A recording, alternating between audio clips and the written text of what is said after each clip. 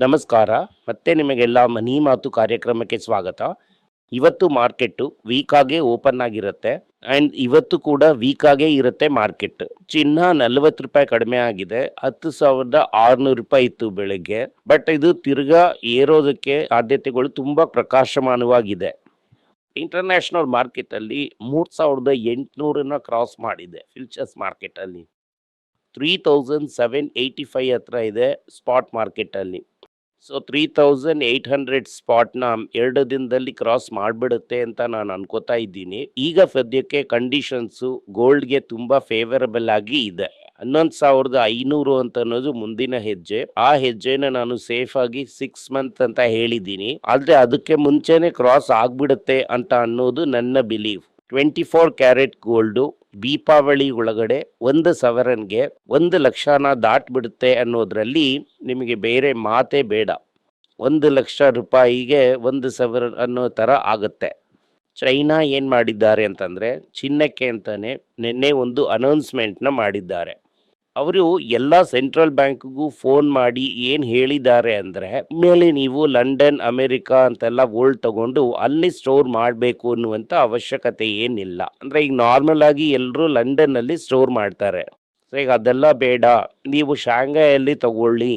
Shanghai exchange ಅಲ್ಲಿ ನಿಮ್ಗೆ ಒಳ್ಳೆ ಬೆಲೆ ಹಾಕೊಡೋದಕ್ಕೆ ಹೇಳ್ತೀನಿ. ತಗೊಂಡು ಶಾಂಘೈನಲ್ಲೇ ನೀವು ಚಿನ್ನವನ್ನ ಇಡ್ಬೋದು. ನಾವು ಅದನ್ನ ಭದ್ರವಾಗಿ ಇಡ್ತೀವಿ. ಎಲ್ಲಾ ಇಂಟರ್ನ್ಯಾಷನಲ್ ಪ್ಲೇಯರ್ಸು ಚೈನಾದಲ್ಲೇ ತಗೊಂಡು ಚೈನಾದಲ್ಲೇ ಸ್ಟೋರ್ ಮಾಡೋದಕ್ಕೆ ಶುರು ಮಾಡಿ. ಡೆಫಿನೆಟ್ ಆಗಿ ಈ ಅಥಾರಿಟಿಯನ್ ಇನ್ಸೆನ್ಸ್ ನಡೆಸುವಂತ ಎಲ್ರು ಇದಕ್ಕೆ ಒಪ್ಕೋತಾರೆ. China is trying to muscle its way and gold weight ಅಲ್ಲಿ ಒಂದು ದೊಡ್ಡ ಲೆವೆಲ್ಗೆ ಬರಬೇಕು ಅಂತ ನೋಡ್ತಾ ಇದ್ದಾರೆ. ಅದಕ್ಕೆ ಚೈನಾ ಹತ್ರ ತುಂಬಾ ಗೋಲ್ಡ್ ರಿಸರ್ವ್ಸ್ ಇದೆ.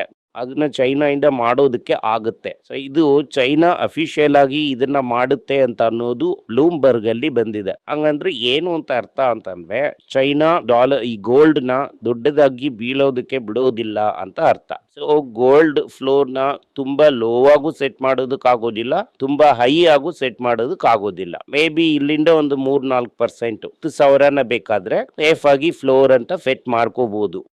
ಬಟ್ 9,500 ಅಂತ ಅನ್ನೋದು ಇನ್ಮೇಲೆ ಅದು ರೀಚ್ ಆಗುತ್ತಾ ಅಂತ ಅನ್ನೋದು ನನಗೆ ಗೊತ್ತಿಲ್ಲ. ಇವತ್ತು ರೂಪಾಯಿ ಕೂಡ ಸ್ವಲ್ಪ ವೀಕ್ ಆಗಿರುತ್ತೆ, ಗೋಲ್ಡ್ ಕೂಡ ಸ್ವಲ್ಪ ಏರುತ್ತೆ.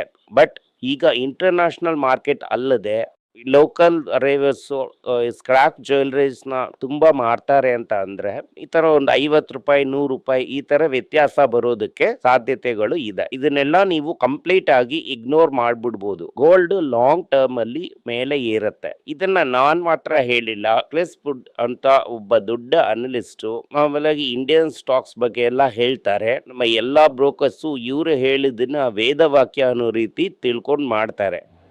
ಅವ್ರು ಏನ್ ಹೇಳಿದ್ದಾರೆ ಅಂತಂದ್ರೆ $850 ವೀಕ್ ಅಂತಂದ್ರೆ ಇದು ಅರೇಂಜ್ ಮಾಡಿ ನೋಡಿದ್ವಿ ಅಂತಂದ್ರೆ ಅದೇ ತರ ಲೆವೆಲ್ ಅಲ್ಲಿ ಇನ್ಫ್ಲೇಷನ್ ಹೋಯ್ತು ಅಂತ ಅಂದ್ರೆ 6,600 ವರೆಗೂ ಗೋಲ್ಡ್ ಏರುತ್ತೆ ಅಂತ ಹೇಳ್ತಾ ಇದ್ದಾರೆ. ಇಲ್ಲಿಂದ 75% ಅಷ್ಟು ಏರುತ್ತೆ. 10,750 ರೂಪಾಯಿ ಇರುವಂತ ಗೋಲ್ಡ್ ನಿಯರ್ಲಿ 18,000ಕ್ಕೂ ಹೋಗುತ್ತೆ. ಡಾಲರ್ ಈ ರೂಪಾಯಿ ಬಿದ್ದಿಲ್ಲ ಅಂತ ಅಂದ್ರೆ, ರೂಪಾಯಿ ಸ್ವಲ್ಪ ಕೆಳಗೆ ಅಂದ್ರೆ ಒಂದು 10% ಬಿತ್ತು ಅಂತ ಅಂದ್ರೆ 20,000ವರೆಗೂ ಗೋಲ್ಡ್ ಹೋಗುತ್ತೆ. ಸೊ ಕ್ರಿಸ್ ಫುಡ್ ಏನ್ ಹೇಳ್ತಾ ಇದ್ದಾರೆ ಅಂತ ಅಂದ್ರೆ ಅಲಾಂಗ್ ವಿತ್ ಡಿಪ್ರಿಸಿಯೇಷನ್ ನೀವು ಕನ್ಸಿಡರ್ ಮಾಡಿದ್ರಿ ಅಂತ ಅಂದ್ರೆ ಗೋಲ್ಡ್ 20,000 ರೂಪಾಯಿವರೆಗೂ 1 ಗ್ರಾಮ್ಗೆ ಹೋಗುತ್ತೆ ಅಂತ ಹೇಳ್ತಾ ಇದ್ದಾರೆ. ನಾನೇನ್ ಅನ್ಕೋತಾ ಇದ್ದೀನಿ ಅನ್ನೋದು ಮುಖ್ಯ. ನನ್ನ ಪ್ರಕಾರ ಗೋಲ್ಡ್ 20,000ವರೆಗೂ ಹೋಗುತ್ತೆ. ಆದ್ರೆ ಕೂಡ್ಲೆ ಹೋಗೋದಿಲ್ಲ, ಚೆನ್ನಾಗಿ ಏರಿಳಿತಗಳು ಬರುತ್ತೆ, ತುಂಬಾ ಟೈಮ್ ಆಗುತ್ತೆ. 20,000ಕ್ಕೆ ಹೋಗೋದಕ್ಕೆ 10 ವರ್ಷ ಆಗುತ್ತೆ.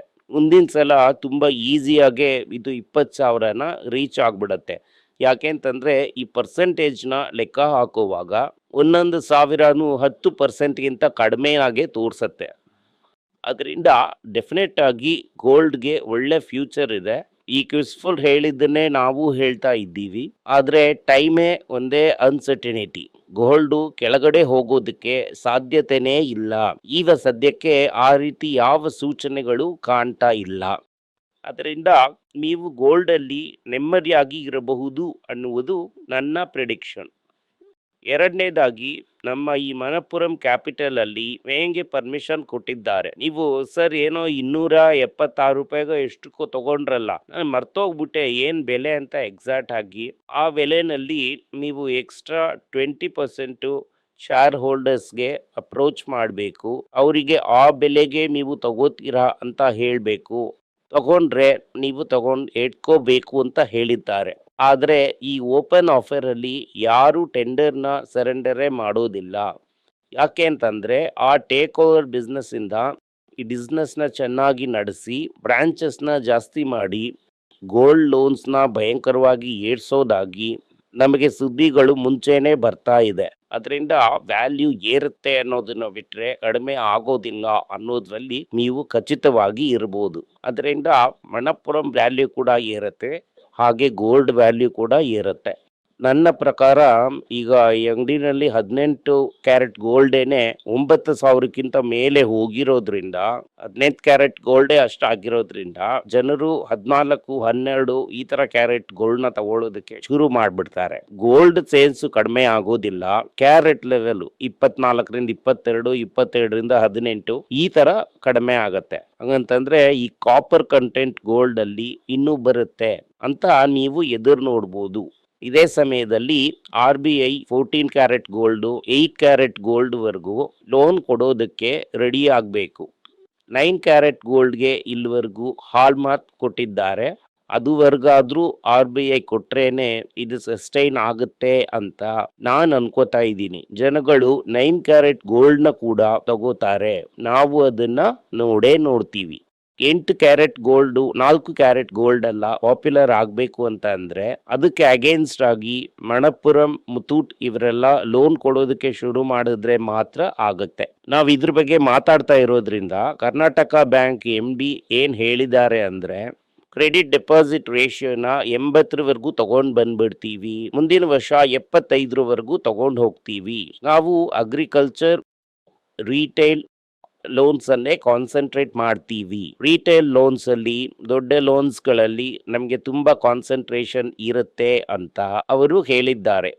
ಸೊ ಈಗ ನೀವು ನೋಡಿದ್ರಿ ಅಂತ ಅಂದ್ರೆ ಮಣಪ್ಪುರಂ, ಮುತ್ತೂಟು, ಫೆಡರಲ್ ಬ್ಯಾಂಕು, ಅದೇ ತರ Karnataka bank, south Indian bank, ಇದು ಎಲ್ಲಾನು ಗೋಲ್ಡ್ ಲೋನ್ ನ ನಂಬಿನೇ ಇದೆ. ಇದು ನಮಗೆ ಒಳ್ಳೆ ಸುದ್ದಿ. ಇದು ಮಾರ್ಕೆಟ್ನ ಎತ್ತಿ ನಿಲ್ಲಿಸುತ್ತೆ. ಎಸ್ಪೆಷಲಿ ಈ ಮಣಪ್ಪುರಂ ಈ ತರ ಕಡೆಗಳೆಲ್ಲ, ಈ ಚಿಲ್ಲರೆ ಬ್ಯಾಂಕ್ಗಳನ್ನೆಲ್ಲ ನಾವು ಚೀಪ್ ಆಗಿ ತಗೊಂಡಿದ್ದು ನಮಗೆ ಒಂದು ದೊಡ್ಡ ಬೆನಿಫಿಟ್ ಸಿಗತ್ತೆ. ಇದು ಇವತ್ತು ಬಂದಂತ ಸುದ್ದಿ. ಫೋನ್ ಪೇ ಅಂತ ಒಂದಿದೆ, ಗೂಗಲ್ ಪೇ, ಒಬ್ರಿಗೊಬ್ರು ಈ ಟ್ರಾನ್ಸ್ಫರ್ ಮಾಡುವಂತ ದುಡ್ಡು, ಅದನ್ನು UPI ಮೇಲೇನೆ ಟ್ರೇಡಿಂಗ್. ಅವರು IPO ಹಾಕ್ತಿದ್ದಾರೆ ಅನ್ನುವಂತ ಸುದ್ದಿ. ಇದು ಏನು ಬಿಸ್ನೆಸ್ ಮಾಡೆಲ್ ಅನ್ನೋದೇ ನನಗೆ ಅರ್ಥ ಆಗ್ತಾ ಇಲ್ಲ. ಒಂದ್ ಕಡೆಯಿಂದ ಇನ್ನೊಂದು ಕಡೆ ಟ್ರಾನ್ಸ್ಫರ್ ಮಾಡುವಾಗ ಡೇಟಾನ ಇಟ್ಕೊಂಡೇ ನೀವು ಸಂಪಾದನೆ ಮಾಡ್ತಾ ಇದ್ದೀರಾ. ಅದಕ್ಕೆ ಯಾಕೆ ನೀವು ಹೈಯರ್ ಫಾರ್ಮ್ಗೆ ಹೋಗ್ತಾ ಇದ್ದೀರಾ ಅಂತ ಅನ್ನೋದು ನನಗೆ ಅರ್ಥ ಆಗ್ತಾ ಇದ್ದಿಲ್ಲ. ಅದಕ್ಕೆ ಯಾಕೆ ನೀವು ಜೈಮಿ ಡೈಮಂಡ್ ಹೇಳಿದ್ದಾರೆ ಹೈ ಸ್ಕಿಲ್ ಇಮಿಗ್ರೇಷನ್ ಬೇಕು ಅಮೆರಿಕಾಗೆ. ಈ ಹೈ ಸ್ಕಿಲ್ ಇಮಿಗ್ರೆಂಟ್ಸ್ ನಿಮ್ಗೆ H1B ವೀಸಾ ಇಲ್ಲ ಅಂತಂದ್ರೆ ಆಗೋದಿಲ್ಲ. H1B ಅಂತ ಅನ್ನೋದು transit visa. High end professionals ಬರಬೇಕು ಅಂತ ಅನ್ಕೊಳ್ಳೋದು ತುಂಬಾ ಒಳ್ಳೇದು. ಅದರಿಂದ ಈ H1B ವೀಸಾದಲ್ಲಿ ಈ $100,000 ವಾಪಸ್ ತಗೊಂಡ್ ಬಿಡ್ತಾರೆ ಅಂತ ನಾನು ಅನ್ಕೋತಾ ಇದ್ದೀನಿ. ವಿಜಯ್ ಸಿಂಗ್ ಅಂತ ಒಬ್ಬ ಡಿಫೆನ್ಸ್ ಸೆಕ್ರೆಟರಿ ಟಾಟಾ ಟ್ರಸ್ಟ್ ಅಲ್ಲಿ 2012ರಿಂದ ಇದ್ದಾರೆ.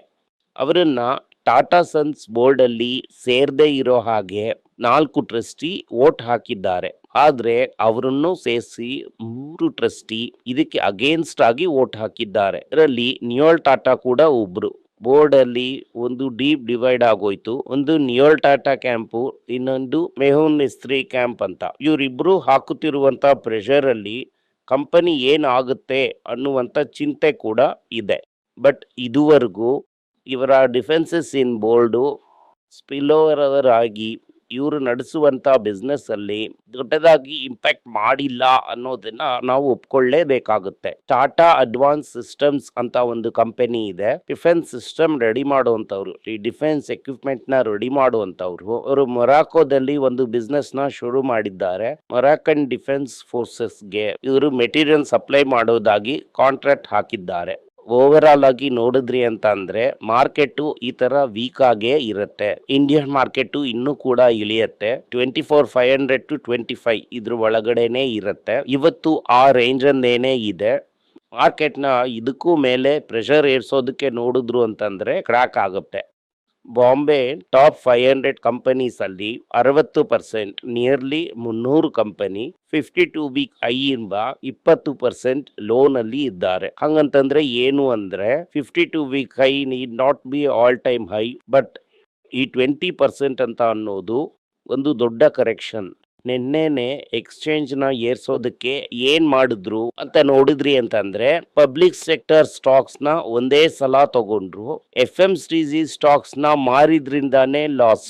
ಒಂದನ್ನ ಕಾಂಪನ್ಸೇಟ್ ಮಾಡೋದಕ್ಕೋಸ್ಕರ ಇನ್ನೊಂದನ್ನ ಹಾಕಿ ಪಬ್ಲಿಕ್ ಸೆಕ್ಟರ್ ಬ್ಯಾಂಕ್ ನ ತಗೊಂಡ್ರು. ನಿಮ್ಗೆ ನಾನು ಹಲವು ಸಲ ಸುತ್ತಿ ಬಳಸಿ ಹೇಳಿದ ತರ ಪಬ್ಲಿಕ್ ಸೆಕ್ಟರ್ ಬ್ಯಾಂಕು ಎಲ್ಲಿಗೂ ಹೋಗೋದಿಲ್ಲ.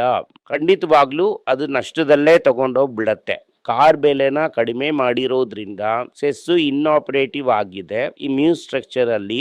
ಆದ್ರೆ ಡೀಲರ್ಸು ಮುಂಚೆನೆ ಕಾರ್ ತಗೊಂಡ್ ಇಟ್ಕೊಂಡಿದ್ರೆ ಆ ಸೆಸ್ನ ಕೊಟ್ಟಿದ್ದಾರೆ. ಆ ಸೆಸ್ಸು ಈಗ ತಿರ್ಗಾ ಬರ್ದೇ ಇರೋದ್ರಿಂದ ಲಾಸು ಕಾರ್ ಡೀಲರ್ನ ಅಬ್ಸರ್ವ್ ಮಾಡುತ್ತೆ ಅಂತ ಬಂದಾಯ್ತು. ಒಬ್ಬೊಬ್ಬ ಕಾರ್ ಡೀಲರ್ ಕೂಡ 3 ರಿಂದ 5 ಲಕ್ಷ ರೂಪಾಯಿವರೆಗೂ ಈ ಕಷ್ಟ ನಷ್ಟಗಳನ್ನ ಸರಿ ಮಾಡಿಲ್ಲ ಅಂತ ಅಂದ್ರೆ ಮುಂದಿನ ವರ್ಷ ಡೆಫಿನೆಟ್ ಆಗಿ ಎಲ್ಲಾದ್ರೂ ಇಂಟ್ರೆಸ್ಟ್ ರೇಟು ಅಥವಾ ಇನ್ಶೂರೆನ್ಸ್ ರೇಟು ಇಲ್ಲ ಅಂತಂದ್ರೆ ಸರ್ವಿಸ್ ಈ ಸ್ಪೇರ್ ಪಾರ್ಟ್ ರಿಪೋರ್ಟ್ ಅಲ್ಲಿ ಏರ್ಸಿನೇ ಈ ದುಡ್ಡನ್ನ ಅವರು ಸರಿ ಮಾಡ್ತಾರೆ. ಅದರಿಂದ GST ಇಂಪ್ಯಾಕ್ಟ್ ಇನಿಷಿಯಲ್ ಆಗಿದ್ರೂನು ಲಾಂಗ್ ಟರ್ಮ್ ಅಲ್ಲಿ ತುಂಬಾ ಮೋಸವಾಗಿರುತ್ತೆ. ಧನ್ಯವಾದಗಳು.